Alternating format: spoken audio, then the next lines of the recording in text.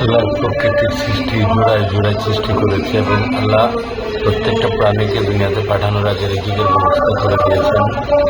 তার সৃষ্টি এবং তাদের ভিতরে খেলাধুলা। পুরুষ শ্রেণীর যে কবুতরটা সে